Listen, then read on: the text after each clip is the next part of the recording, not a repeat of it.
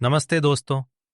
पिछली वीडियो में आपने देखा कि कितना ड्रामा हुआ था और अब जो वीडियो अपलोड होने वाली है वो पहले से भी ज्यादा शानदार होने वाली है। बाल ब्रह्मचर्य की प्रतिज्ञा। अगले दिन मंगलवार था। अमित ने स्नान किया, लाल वस्त्र धारण किए और हनुमान जी के सामने दीपक जलाए। जय श्री राम, जय श्री राम, जय। उसने दोनों हाथ जोड़कर दृढ़ स्वर में कहा, हे महावीर हनुमान, आज मैं आपके चरणों में बाल ब्रह्मचर्य की प्रतिज्ञा लेता हूं। मैं अपने विचारों को शुद्ध रखूंगा, अपनी इंद्रियों पर नियंत्रण रखूंगा और अपने जीवन को सेवा, अध्ययन और साधना में लगाऊंगा। मुझे प्रसिद्धि नहीं चाहिए, मुझे आपकी शक्ति जैसा संयम और साहस चाहिए। मंदिर की घंटी अपने आप बज उठी। अमित के चेहरे पर अद्भुत शांति थी। जीवन में परिवर्तन। उस दिन के बाद अमित का जीवन बदल गया। और दोस्तों, अगर आपको ये वीडियो आपको बढ़िया लग रही हो तो लाइक जरूर करना और इस वीडियो को जितना हो सके उतना शतरे करना। आगे बढ़ते हैं अपनी वीडियो की तरफ। वो ब्रह्म मुहूर्त में उठने लगा, रोज हनुमान चालीसा का पाठ करने लगा, समय का सदुपयोग करने लगा, बड़ों का सम्मान और छोटों से प्रेम करने लगा।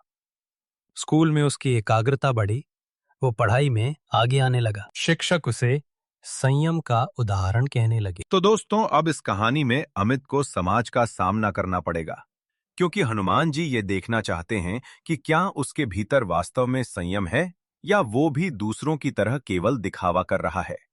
इसी कारण बजरंगबली अपने भक्तों के मन से ईर्ष्या, क्रोध, आलस्य, नींद और समय की बर्बादी जैसी कमजोरियों को दूर करते हैं, ताकि वे मन से शक्तिशाली और दृढ़ निश्चय के साथ संयम के मार्ग पर अडिग रह सकें।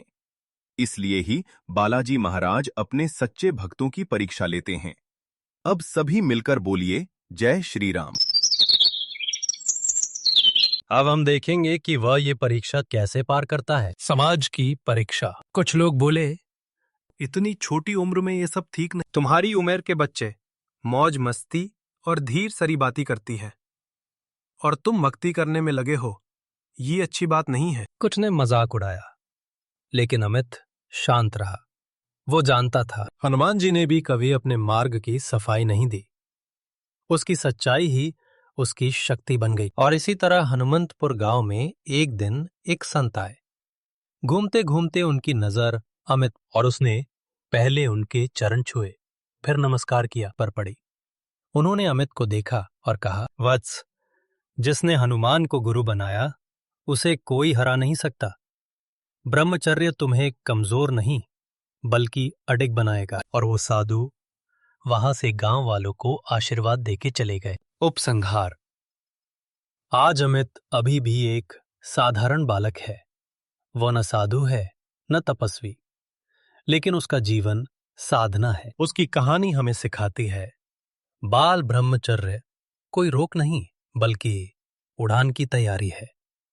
और जो हनुमान जी को जीवन का आदर्श बनाता है वो कभी निर्बल नहीं होता। अंतिम संदेश।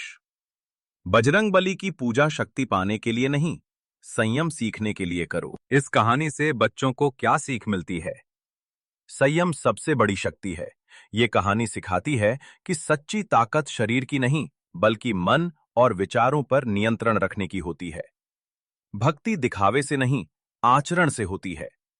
अमित ने कभी अपनी भक्ति का प्रदर्शन नहीं किया, बल्कि अपने व्यवहार से उसे सिद्ध किया। बचपन में डाले गए संस्कार जीवन भर साथ देते हैं। अगर बचपन में सही आदतें और अच्छे संस्कार सीख लिए जाएं, तो भविष्य उज्जवल बनता है। समाज की बातों से डरना नहीं चाहिए। जब हम सही रास्ते पर होते हैं तो लोग सवाल करेंगे, मजाक उड़ाएंगे, लेकिन सच्चाई पर टिके रहना ही विजय है। हनुमान जी का आदर्श जीवन में अपनाना चाहिए। हनुमान जी केवल बल के देवता नहीं हैं, बल्कि ब्रह्मचर्य, सेवा, निष्ठा और विनम्रता के प्रतीक हैं। समय का सही उपयोग सफलता की कुंजी है। अमित ने समय की बर्बादी छोड़कर पढ़ाई, भक्ति और सेवा को चुना। यही प्रगति का मार्ग है। हर परीक्षा हमें मजबूत बनाने के लिए होती है। बजरंगबली अपने भक्तों की परीक्षा इसलिए लेते हैं ताकि वे और अधिक दृढ़ बन सकें, कमजोर नहीं।